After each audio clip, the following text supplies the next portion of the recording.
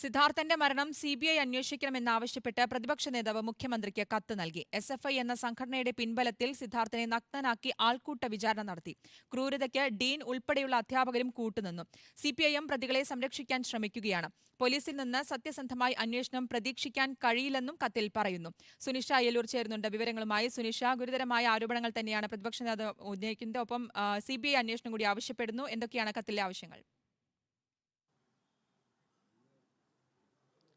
ശ്രുതി, സിദ്ധാർത്ഥന്റെ മരണത്തിൽ CBI അന്വേഷണം വേണമെന്ന ആവശ്യം നേരത്തെ മുതൽ തന്നെ ഉയരുന്നുണ്ട്. അതിനു പിന്നാലെയാണ് ഇപ്പോൾ പ്രതിപക്ഷ നേതാവ് VD സതീശൻ മുഖ്യമന്ത്രിക്ക് ഇത്തരത്തിലൊരു കത്ത് നൽകിയിരിക്കുന്നത്. മൃഗീയമായ രീതിയിലാണ് സിദ്ധാർത്ഥന് മർദ്ദനമേറ്റിരിക്കുന്നത്. അത്തരത്തിലാണ് സിദ്ധാർത്ഥ് കൊല്ലപ്പെടുകയും ചെയ്തിരിക്കുന്നത്.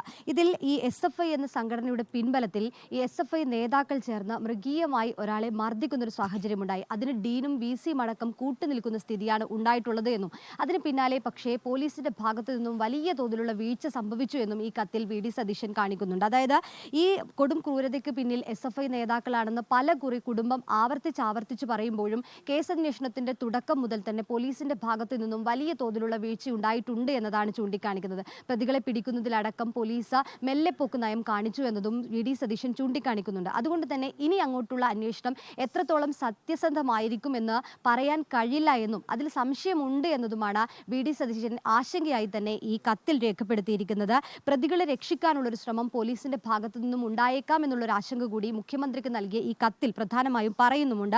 സിദ്ധാർത്ഥന്റെ മരണവുമായി ബന്ധപ്പെട്ട് ദിനം പ്രതി ഓരോ വാർത്തകളും പുറത്തേക്ക് വരികയാണ്. ഈ വാർത്തകളൊക്കെ തന്നെയും കേരളത്തിലെ മാതാപിതാക്കളെ ഞെട്ടിപ്പിക്കുന്നതും അവർക്ക് ആശങ്കയുണ്ടാക്കുന്നതുമാണ്. അതുകൊണ്ട് കൃത്യമായ ഒരു അന്വേഷണമാണ് ഈ കേസിൽ വേണ്ടത് എന്നും അതിന് ഈ അന്വേഷണം CBIക്ക് കൈമാറുന്നതാണ് ഏറ്റവും അനുയോജ്യമാണ് ആകുക എന്നതുമാണ് ഈ കത്തിൽ VD സതീശൻ പ്രധാനമായും ആവശ്യപ്പെട്ടിരിക്കുന്നത്. ഇത്തരമൊരു സംഭവം കേരളത്തിൽ ആവർത്തിക്കപ്പെടാതിരിക്കാൻ CBIക്ക് സർക്കാർ കേസ് കൈമാറണമെന്നൊരു ആവശ്യം കത്തിലുടനീളം പറയുന്നുണ്ട്.